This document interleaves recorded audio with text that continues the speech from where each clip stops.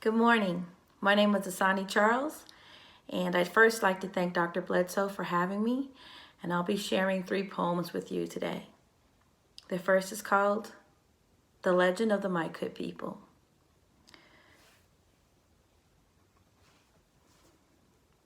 The Legend of the Maikut People. The mothers call sons into warm kitchens, and then wrangling leathered hands, they speak softly in timid whispers. Maybe if you could go and see if they might could put you on. With hope and prayers, mothers bless their sons.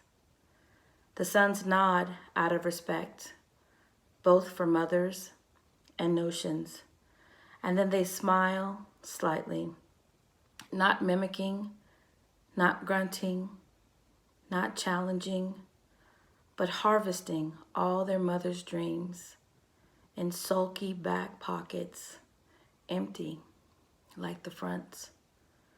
The sons share only morning morsels of buttered toast and wishful hugs with the women who bore them then and continue still.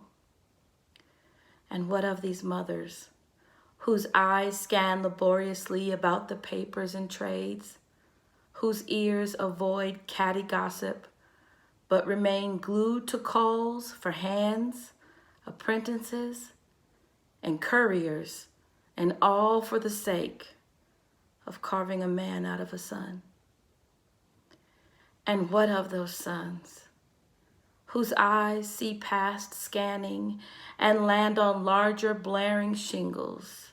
No vacancies, no applications, discharges soon to come. What comfort do they have? Their only security, unsound in mother's prayer clause. Their consolation is unspoken among the brethren, but in barbershops and on street corners is certainly understood. These are the mornings of the Maikut people, whose dreams shy in the presence of reality, whose tongues are faithful to the conditional, whose clutch on the might have been remains persistent even in the worst situations. These are the ones whose voices are unheard, whose marginal villages unseen. The next poem is called Brown, and it's about how we're all some shade of brown. Brown, burnt umber, so much that flesh mirrors the red clay borders of Louisiana and Arkansas. Brown enough to know that Caddo, Arkansas, and Quapaw are more than just street names.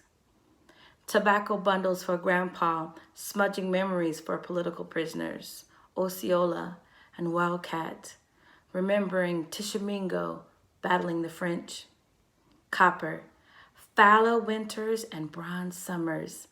Wasichus wait a beat in case they need a Spanish translator. Later are amazed at the flawlessness of my English. Blanched tongues abound. How brown is Nahuatl? Nearly empty are the gourds that once carried our languages. We scramble to unbleach the words. Sienna, tawny, just enough to get the Indian price. Adequate. The only kid allowed inside the Dene family's home on Lowell. I told jokes about Zaragoza, Texas. Beige enough to stand out at Thanksgiving. Always Mama's ebony aunts asked, "Who's this baby?" Guess they were prepping me to handle falling short. Redwood, maroon, the Homo Rouge of blood wherein my veins the 3 continents met. Sandy brown, we were never red, but hues of caramel, earth, and wheat. Indian orange, a prop, a ploy, better Hollywood's minstrel tools to praise the cowboys and kill the natives. 30 years later, Iron Eyes Cody and Raquel Welch continue to stump the masses. Bold, rust, enough to know why babies die at the foot of the Black Hills. Sepia enough to understand that nobody cares about the red-black mixed blood experience. Good hair is all the consolation prize we get. Russet enough to refuse to count quarts of quarters, but light to Zinwaldite, just about pinky white, one's always will. Validation is in the math and the cards, you see. Brown, beige, so like moccasins dusting olive drab grass, yellow faded by an auburn summer sun. Cordovan, like wearying leathered hands of grandmothers who tell their last stories at bingo and Lulu for grandbabies underneath powwow arbors and easy shades. The hair on my head is unapologetically wavy, curly, kinky, straight, a juxtaposition of those who made me, carrying their names in the sheen of the grade, the amber of my eyes, and the glisten on my skin. I look within and am reminded of their resilience, their passions, constant like the ground under my feet. Brown. The last one is one of my favorites. It's a bit of a love poem. It's called April's Roundy. April's Roundy. March to November moves clockwise to the prairie songs of 8 cowboy-hatted men.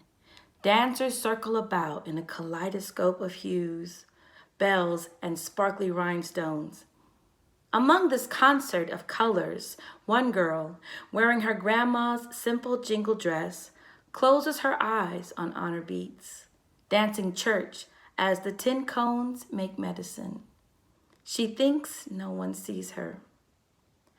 Every Saturday, he dons his father's roach and single bustle, moving counterclockwise, because that is tradition. He dances for Grandpa, who cannot. He never takes a number because the drum is not a lottery. His vest doesn't glisten, so he rarely catches the judge's eye. Still, a handful of young hopefuls watches every step, coo, and stop. He thinks no one sees him. When the round dance sings its way between contest and cakewalk, they make their way, slide-stepping with the head lady, slide-stepping with the head man. Then, like kismet, at the eclipse of the men and women's lines, she notices his old-style beadwork with the fat, chubby beads in muted colors. He marvels at her lone braid and scarlet scarf in lieu of a fan.